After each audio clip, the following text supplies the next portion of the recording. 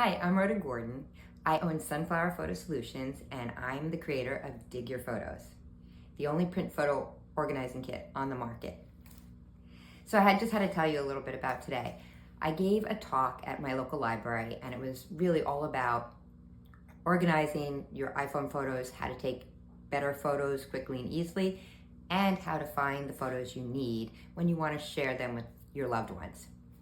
And my husband doesn't normally come to my talks, but I needed some help today, and he came along. And after the talk, of course he said I did a great job because, he's my husband. But he also said, oh, and I learned a lot. I merged 500 photos in my iPhone library. I didn't even know it. So in the talk, I did talk about the duplicates album where the Photos app will go in and find your duplicates within your Photos environment and point out the duplicates for you so that you can merge them together. Merging, meaning it takes the best one and it merges the information from both photos onto the best photo, and it gets rid of the other photo.